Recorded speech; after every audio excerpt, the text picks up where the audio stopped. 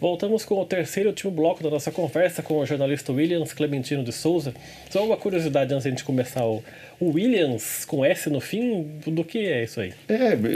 Na verdade, eu creio que meu pai americanizou o nome, embora ele não soubesse a época inglês, né?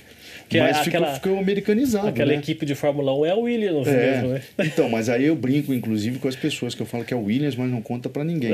Porque eu sou acionista da escuderia da Fórmula 1, mas não conto para ninguém, senão vão me pedir dinheiro emprestado, entendeu?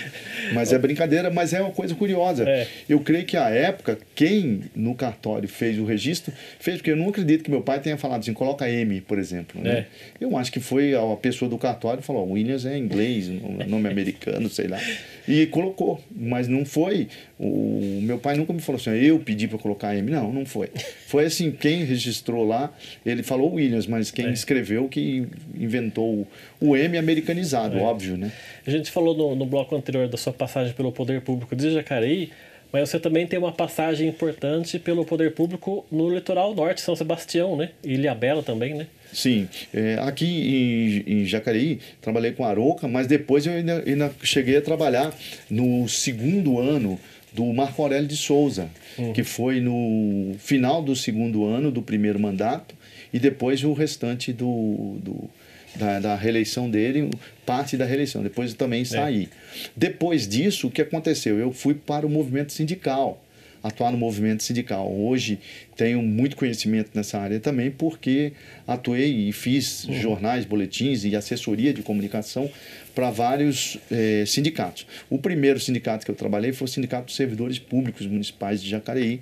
Fiquei muitos anos trabalhando, uma experiência maravilhosa, aprendi muito com o movimento sindical, né? Também um contexto bem interessante, né? Que eu tive a oportunidade de conviver. Depois disso, eu participo de um congresso que teve em São Sebastião, de sindicatos, onde os sindicatos apresentariam os seus planos de comunicação e os seus planos de advocacia, né? De atuação na área da advocacia, que de uma certa forma, 2 pilares importantíssimos para um sindicato que queira funcionar bem. E aí o que acontece? Trabalhando no sindicato de São Sebastião, eu morava uma semana em São Sebastião, uma semana em Jacareí. Né? E um belo período, eu recebi uma proposta para fazer um plano de comunicação para a prefeitura de São Sebastião. Eu creio que eu já tinha saído daqui. E aí o que acontece? Eu me especializei em fazer plano de comunicação naquele período. Né? E aí fiz um plano de comunicação. Depois desse plano de comunicação, que a prefeitura encomendou de São Sebastião, eu fui chamado a executar o plano de comunicação. Né? E aí, com o tempo, surgiu uma outra pessoa que viria coordenar o departamento de comunicação da Prefeitura de São Sebastião, e o projeto era vamos reeleger o primeiro prefeito o primeiro prefeito da história de São Sebastião, que era, então, o prefeito Hernani Primazzi.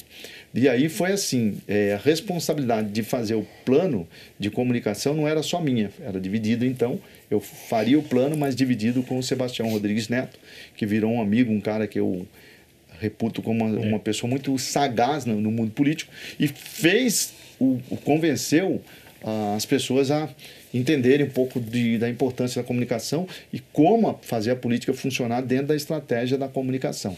Um trabalho árduo, porque o Vale do Paraíba, Jacareí, eu falo que a política é profissional. Mas o litoral, a política, então, não tinha se profissionalizado a esse ponto. Mas, naquele momento, ela fez um movimento muito bom. Né? Não digo que foi o movimento total nessa direção. E aí eu atuei como jornalista do Departamento de Comunicação. Posteriormente, 3 anos e meio depois, de convites, de relutar, aceitar convites, eu aceitei um convite para ser diretor de comunicação da Prefeitura de São Sebastião. Fui diretor lá, depois saí da Prefeitura de São Sebastião e recebi o convite para trabalhar na comunicação de Ilhabela, com o prefeito Márcio Tenório à época.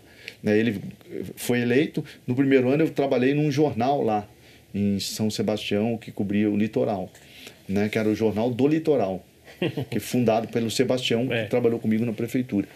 E aí o que acontece? Fui para a ilha, fiquei 3 anos na ilha, trabalhei 2 com 1 ano e meio com o Márcio Tenório. Ele saiu, né, teve um processo de cassação que a justiça depois considerou ilegal, né? Porque foi, de fato, ele tinha 2 vereadores e tinha 7 contra, então ficava meio difícil. E aí eu sei que aí depois quem assumiu o lugar dele foi uma pessoa maravilhosa, que era Maria das Graças Ferreira, a Gracinha, uma vereadora muito conhecida lá na ilha. Um mês depois que eu saí do Márcio, que eu pensei que ela não continuaria comigo, por ser... Então, o cara que estava, de uma certa forma, ajudando a coordenar a comunicação. Não tinha um cargo, mas ajudava a coordenar, né? E aí ela me chamou e eu tive o privilégio de trabalhar com ela também. Depois, quando acabou o mandato dela, eu saí da ilha e voltei para morar em São Sebastião. E quando eu voltei a morar em São Sebastião, eu fui então trabalhar com o atual prefeito extremamente dinâmico, que é o prefeito Felipe Augusto, um prefeito jovem, dinâmico e tal, que foi reeleito, inclusive. Agora ele não é candidato à reeleição porque já está reeleito, né? E aí fui trabalhar na comunicação. E foi onde, até agora, estou lá. Vamos dizer assim, hoje eu digo assim, eu moro em Jacareí porque eu vim encontrar minha família aqui. E São Sebastião eu ainda tenho vínculo empregatício. Mas você veio para cá porque você teve um problema grave de saúde, né? Exatamente.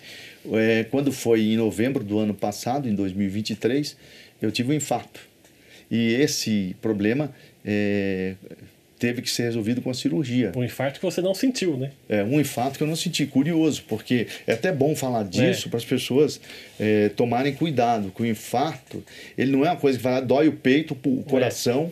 Tem gente que fala que o coração não dói, né? Até hoje eu falo assim, olha, eu não sei se pode se dizer isso tão assim, porque algumas pessoas que têm esse problema que eu tive falam que o coração dói, né? E então o que acontece? Aí eu tive que fazer uma cirurgia. Não teve como resolver o problema. Eu tive que fazer uma cirurgia que foi a instalação de mamárias, né? Não fiz a ponte safena, que é aquela que mexe na perna, mas eu tive que fazer aquela cirurgia de abrir o peito, né? E uma cirurgia... Eu, assim, sempre fui uma pessoa que eu nunca gostei de tomar remédio para absolutamente nada. Fiquei gripado, eu queria resolver com um suco de laranja e limão. Então, agora você imagina uma pessoa que não fez nenhuma cirurgia ter que fazer uma cirurgia do coração. E aí, isso foi em novembro, fiquei afastado do trabalho, estou afastado até agora. Por quê?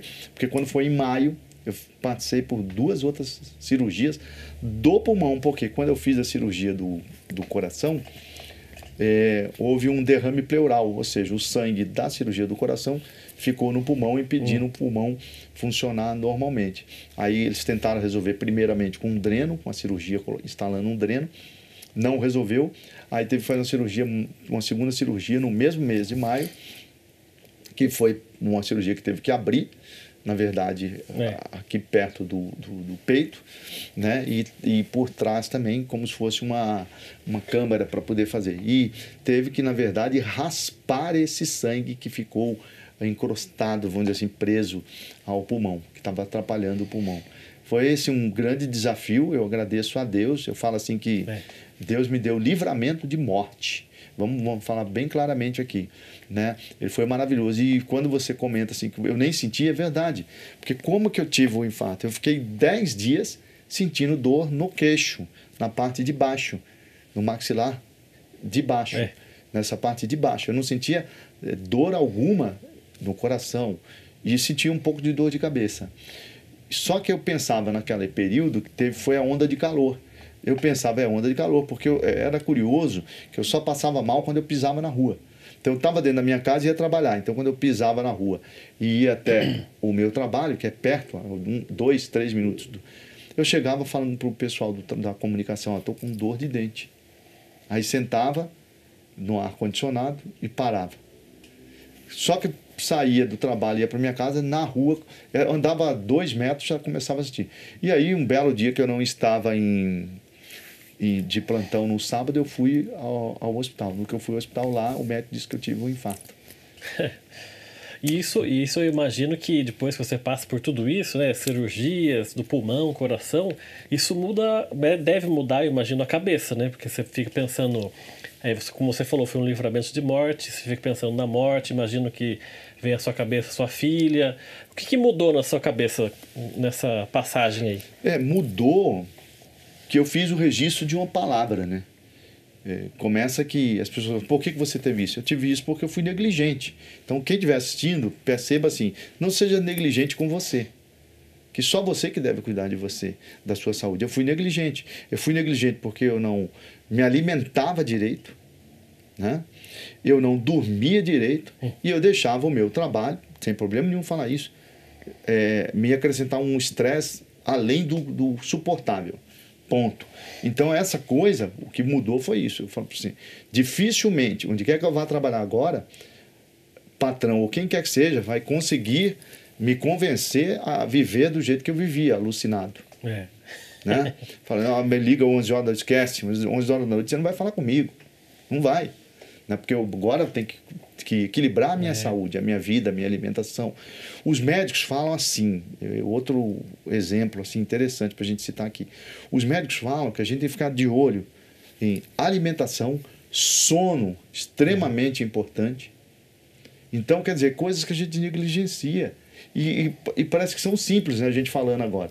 Agora, na hora que você está no ninho do furacão, que você está vivendo a evolução de emoções, de situações, você negligencia. De fato, negligencia. Agora, o que mudou é isso, que eu tenho uma consciência infinitamente maior, porque eu tive que ter essa consciência. Ela teve que surgir. Eu tenho que priorizar a minha saúde. Por exemplo, mesmo eu estando afastado nesse período eleitoral, é óbvio que eu recebi ligações e pedidos de pessoas para fazer determinados trabalhos. E o que eu fiz? Eu simplesmente falei, não vou fazer. Teve amigos mesmo, assim, pessoas que eu conheço há 40 anos que me pediram, não no mundo político, mas fora, tem como você revisar texto e tal? Eu estava numa situação tão assim de falar assim, agora eu cuido de mim, que eu falei, meu amigo, deixa eu falar para você, faz meses que eu não escrevo uma palavra, não é nem uma linha. Então, eu não vou ler o seu material. Eu declinei o convite, porque não é minha prioridade. Então, negligência jamais. Para a gente terminar a nossa conversa, a gente falou desse problema grave que você teve de saúde, né? Você é um homem religioso? Eu me considero religioso. Hoje eu frequento igrejas, eu falo igrejas no plural mesmo, né? Não é porque eu sou Williams no plural, não, mas é porque eu frequento igrejas. Eu gosto de receber convites para a igreja e hoje minha meta é prestar testemunho de que Deus me salvou. Vamos colocar na linguagem mais clara, para não parecer, por exemplo, pessoa que está querendo... tem gente que fala assim, olha, você pode ser religioso, você não pode ser chato, né? Então, assim, eu tenho... Agora, minha fé sempre foi muito grande, independente da questão, né? E eu falo, eu não defendo bandeira de igreja, né? Igrejas que me convidam, por exemplo, vou lá, presto testemunho, gosto de fazer isso e vou aprendendo nas igrejas um pouco mais sobre a questão que Jesus Cristo ensinou. Eu falo assim, a igreja ideal para mim, primeiro, se ela tivesse que ter nome, ela teria que ser Amor de Jesus, porque o cara que ensinou a amar, na minha avaliação como referência, é Jesus Cristo. Não é nenhum templo, nenhuma logomarca de igreja. Você considera esse livramento de morte que você falou que teve, você considera isso um milagre? Eu considero isso uma vontade, sim, de Deus. Né? Porque houve um determinado momento, eu acho que na terceira cirurgia, principalmente, eu estava, com certeza, na mesa de cirurgia e, cara, eu diria assim, eu tive uma conversa com Deus, né? Eu falo conversa porque eu entendo assim que as pessoas fantasiam. A conversa com Deus é uma conversa normal. Eu estou falando contigo, a diferença para mim é que com Deus ela é cerebral. Ela não é por expressão de palavra, né? E então eu encaro dessa forma assim, que Deus, ele faz milagres na vida da gente. Só ele que podia me tirar. E na hora que eu estava na mesa, eu tive sim uma conversa com Deus. Eu vi alguma determinada situação e eu falei, e agora? Eu não posso fazer nada por mim. Né? E agora? O que eu faço? A minha única esperança é em ti. Então foi assim.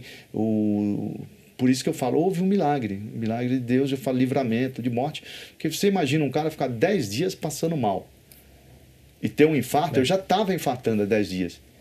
E Deus me conservou. Começa aí. Então eu falo assim que milagre de Deus não foi só nas cirurgias. Foi o todo, né? Foi o todo, porque você imaginar, tem pessoas que têm infarto e morrem na hora. Então, vamos falar claramente aqui. Eu fiquei 10 dias, o pessoal da comunicação é testemunha que eu falava, tô com dor de dente. Mas na verdade não era dor de dente. Tá certo, quero agradecer muito sua visita aqui no nosso programa, por compartilhar um pouco da sua história. Obrigado por ter aceitado o nosso convite. Eu quero agradecer, eu que me senti honrado, né, em ter essa oportunidade de participar, né, da história da Câmara, da história da cidade, que é a TV Câmara, né, que é uma coisa assim extremamente importante para o município, né? Pena que outros municípios não tenham. Todo município teria que ter. Deveria ter. Tá certo, obrigado pela sua entrevista. O Gente em Destaque fica por aqui. A gente volta numa próxima oportunidade. Até lá.